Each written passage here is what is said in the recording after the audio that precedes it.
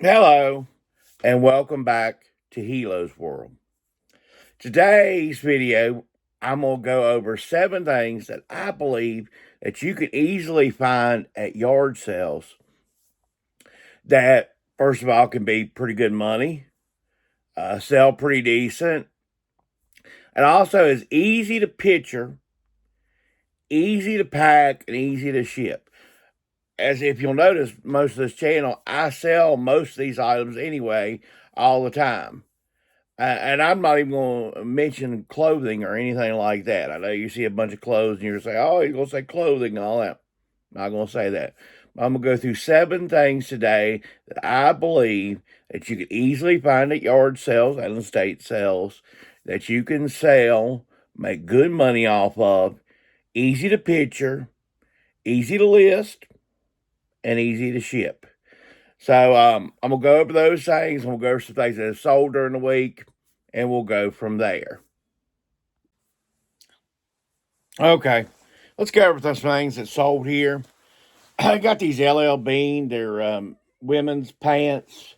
They're a medium petite. They're brand new with tags. I got $29.99 plus shipping on those. Sold this Van Heusen 3XLT button down shirt. This is short sleeve. I'm getting that time of year that, the short sleeve stuff's going to start moving. This is a 3XLT, which I tell you is probably the magical size. I don't know right off what I got for this, so just give me a minute. It looks like we got about $12 plus shipping on that, so that was good. We got another, this is LL Bean extra large. Now, this is long sleeves, but it's blue and it's striped here. Looks like on that one, looks like we got about $11 being an extra large plus shipping on that. Most of these are either dollar day type finds type stuff or a couple dollars. Another place I go to is $2 on Tuesday and Wednesdays. Vineyard Vines here, Polo. It's a 2X. That's why I bought it, and that's why I thought it would sell. But another $12 plus shipping. As a whole, Vineyard Vines is just not what it used to be.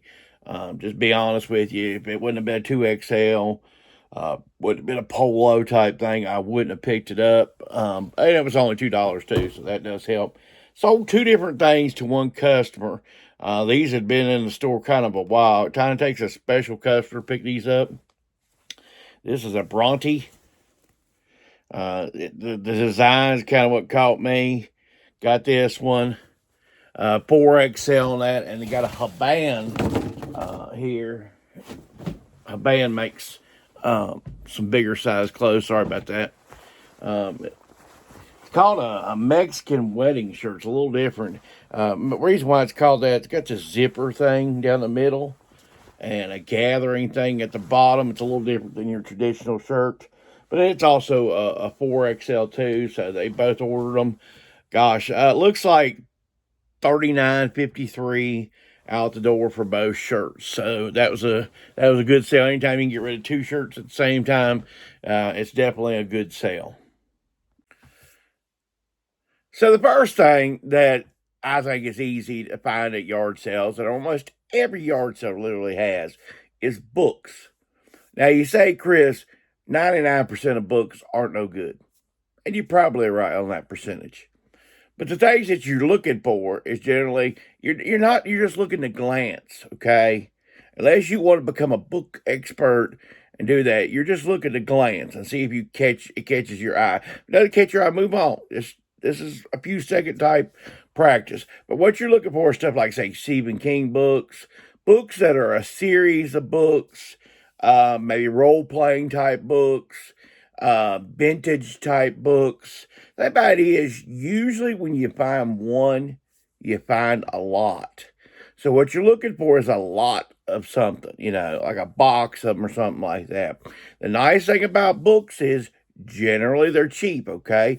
If they're not cheap and you're not sure, don't buy it, okay? That's just definitely it. But usually books are easily accessible.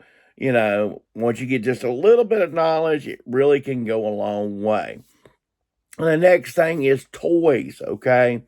And of course you're looking for vintage toys, stuff like that. There are modern toys, maybe new in a box that have some money. Of course, Legos are worth some money, but you're looking for toys, okay?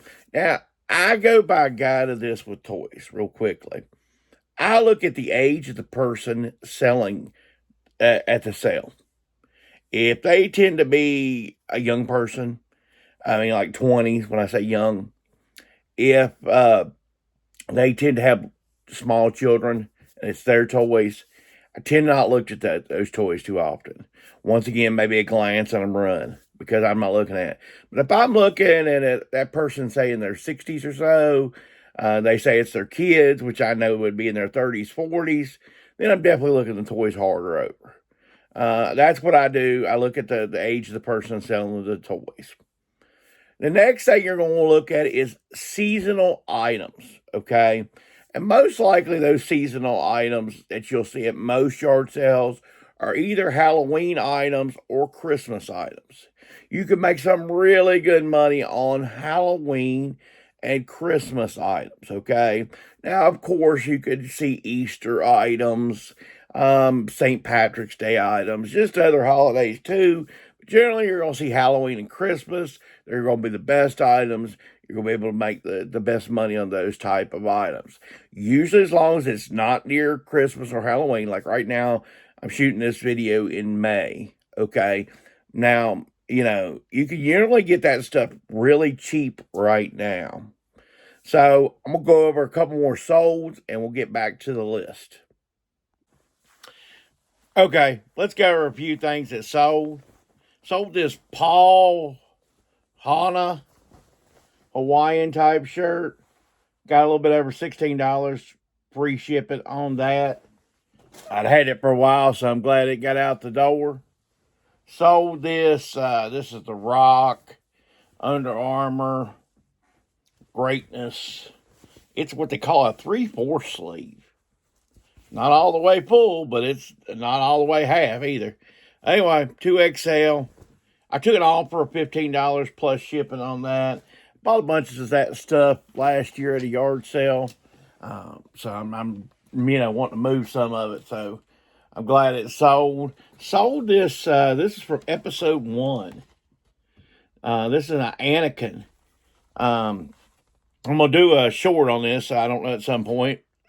So it may be out already, may afterwards. But anyway, sold this episode 1. If you've got anything episode 1 right now, list it.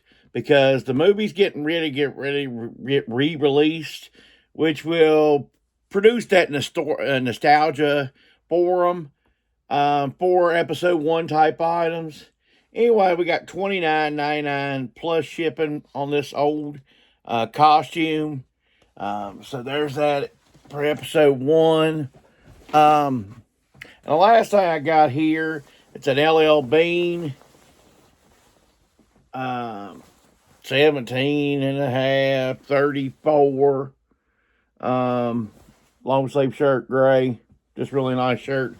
It's been recently dry cleaned, or it was dry cleaned at some point. We got $12 plus shipping on that one. All right. So the next thing we're going to talk about that you can find easily is vinyl records. Vinyl records are pretty easy to find. Now, generally, most vinyl records, just kind of like the books, they're, I wouldn't say 99%. They're more like 90%.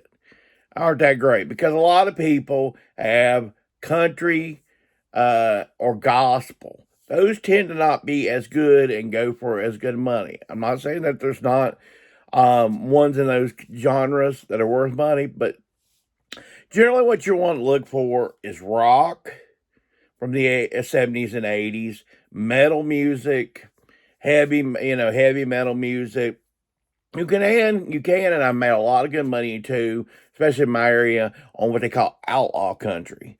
Your Merle Haggard, your Hank Williams Jr., your Willie Nelson, those type of records can sell for big money too. But generally, you want to stay away with pop, You want to stay for with pop, hard rock, heavy metal.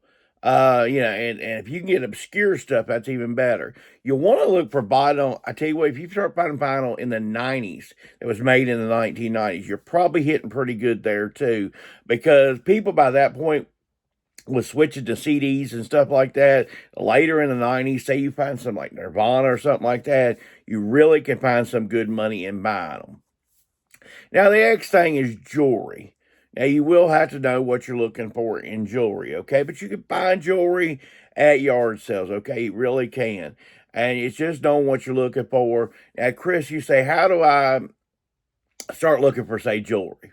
What you want to look for is marks on the jewelry itself. There's little marks that tell you 14K, this, that, and the other. There's marks. And what you can do, you say, Chris, I can't see. I don't have that good of vision.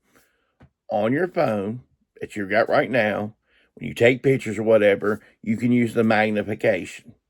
Last year at a yard sale, I found a 10 carat, not diamond, 10 carat ring that had like topaz or something. And I think what I used to do to identify it, I used the camera on my phone, magnified it up, looked through there. Sure enough, there was 10K on it. So you can find jewelry at yard sales. And, if stuff's marketized stuff, probably move on. Once again, I'm not an expert on jewelry. I would say that of this list, this is the least thing I know about. But if you find out, get educated, man, it could really turn in some big bucks. So the next thing that I've got is luggage, okay?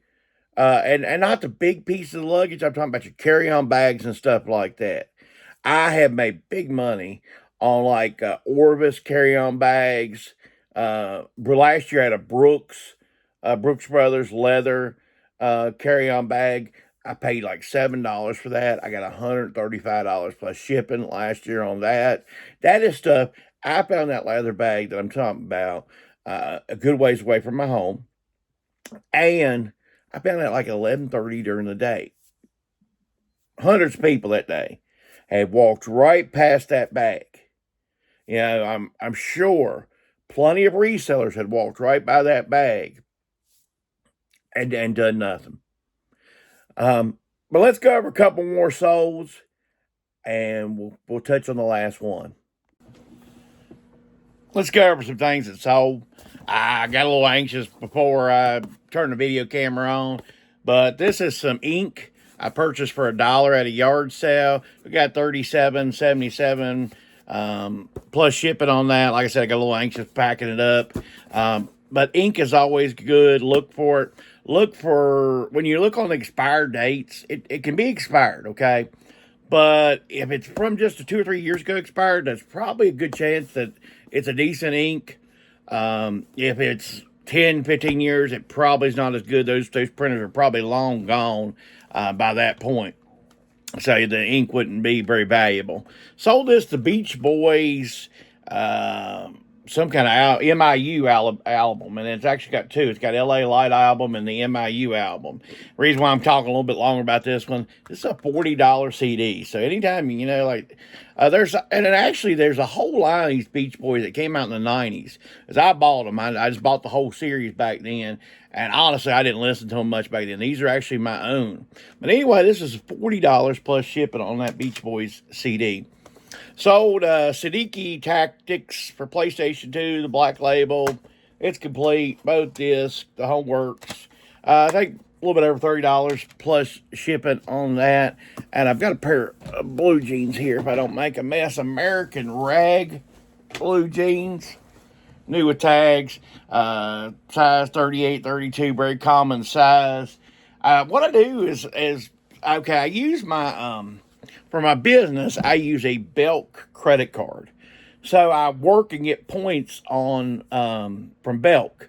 And then once I get my free free, you can get $5, $10, whatever. I try to go over to Belk that's nearby me and try to purchase something with my money. So I look at it as free inventory. So that's what I do with that. So the last one I'm going to talk about is electronics. Now, electronics is probably, out of this bunch, the most risky, thing that you can do, with reselling, especially when you're buying at a yard sale. Now, one thing that I do like about estate sales opposed to yard sales is when I buy electronics.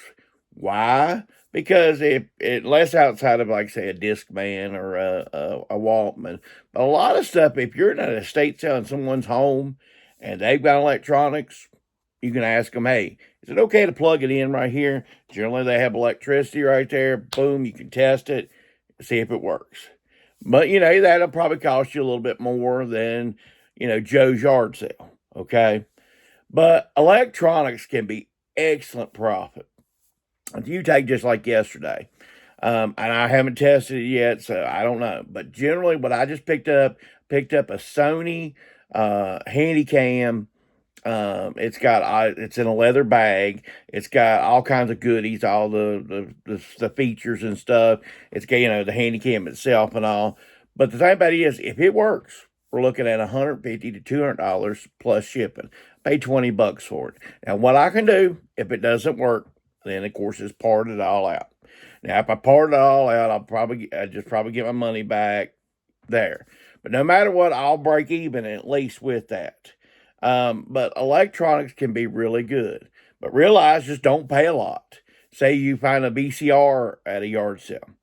Usually I don't pay more than $5 for a VCR with a remote control.